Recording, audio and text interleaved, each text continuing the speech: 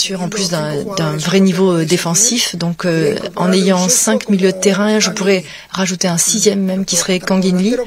Je peux le considérer comme un... 안녕하세요. 축구 안팎의 이야기를 전하는 풋볼레러 JK입니다. 소속팀 파리와 대한민국 대표팀으로 가며 매주 2경기씩을 소화해온 이강인 선수. 지난 주말에 르 클라시크 이후 오랜만에 주중 경기 없는 한 주를 보냈습니다. 이제 리그앙 10라운드 랑스와의 경기를 앞두고 있습니다. 이번 주말의 상대 랑스는 현재 리그앙 5위에 올라 있습니다. 왜 이렇게 파리는 매주 리그앙 상위권 팀만 상대하는 느낌이냐 하실 수도 있는데 느낌이 그런 게 아니라 사실이 그렇습니다. 2024-25 시즌 일정이 반환점을 맞는 게 2025년 1월 12일인데 남은 일정에 모나코와 리옹을 제외하면 다 10위권 밖에 중하위권에서 하위권 팀들입니다. 현재의 페이스만 유지해준다면 큰 점수차의 선두로 치고 나갈 가능성이 높다고 생각됩니다. 따라서 약간은 여유 있는 랑스와의 리그앙 일정보다는 다음 주에 기다리고 있는 아틀레티코 마드리드와의 챔피언스 리그 경기가 조금 더 신경이 쓰입니다. 루이스 에니케 감독도 말은 항상 이번 경기가 제일 중요하다고 하지만 챔스 일정을 의식하지 않을 수는 없겠죠.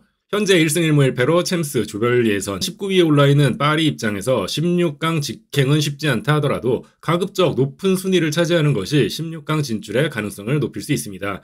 문제는 스페인의 강호 아틀레티코 마드리드도 챔피언스 리그에서 1승 2패로 극도의 부진에 빠져있는 만큼 이 경기에 전력을 다할 수밖에 없는 상황입니다.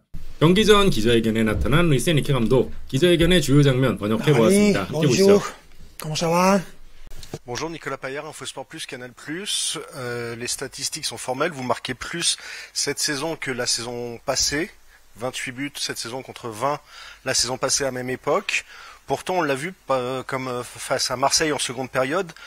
Il y a un petit manque de réalisme. Comment vous pouvez remédier à ça? Il y a eu beaucoup d'occasions en seconde période qui n'ont pas été transformées en buts. Est-ce que ça peut être un obstacle dans les matchs à enjeu comme la Ligue des Champions? Merci. Depuis le début de la saison, j'ai cette même sensation, une sensation qui est très différente de la vôtre. C'est-à-dire que vous voyez des problèmes là où moi je n'en vois pas et bien au contraire, je pense que nous sommes une équipe qui marque plus de buts, gagne plus de points et vous êtes préoccupé par des choses que je ne vois pas. Je ne vois pas de problème particulier en ce sens-là. L'équipe va trouver des solutions à tous les problèmes comme elle l'a toujours fait et de façon brillante, je dirais.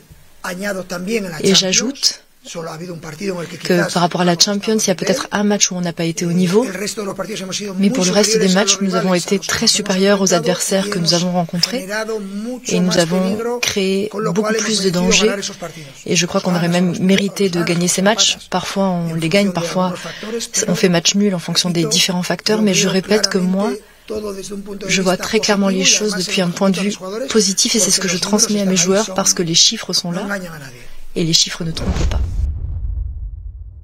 Bonjour coach, Ilias Peters pour 90 Min. La semaine dernière, vous avez rapidement évoqué le milieu de terrain en disant que vous aviez 5 joueurs à disposition à ce poste-là. Je voudrais vous demander qu'est-ce que vous attendez précisément de vos milieux de terrain avec et sans ballon et plus particulièrement pour le match de demain. Merci.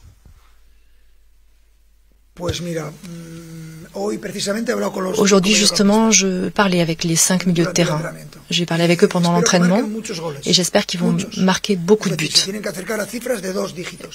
Et ce que je voudrais, c'est qu'ils aient chacun 2 buts et en plus des passes décisives et bien sûr en plus d'un vrai niveau défensif. Donc en ayant 5 milieux de terrain, je pourrais rajouter un 6e même qui serait Kangin Lee. Je peux le considérer comme un attaquant ou comme un milieu de terrain, c'est pareil. Mais je veux que personne ne laisse son niveau baisser et si jamais leur niveau baisse, quelqu'un d'autre arrivera. C'est le même objectif, j'ai ce même objectif avec les milieux de terrain, avec les attaquants et avec les défenseurs.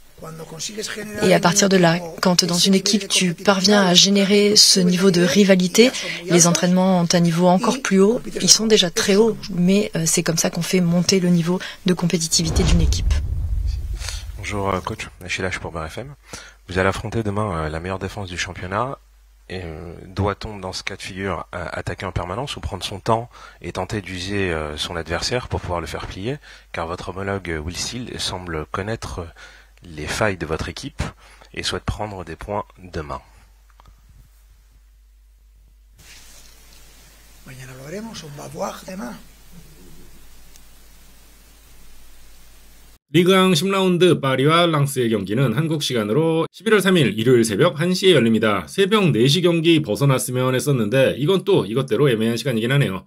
오늘 영상은 여기까지입니다. 시청해주셔서 감사합니다.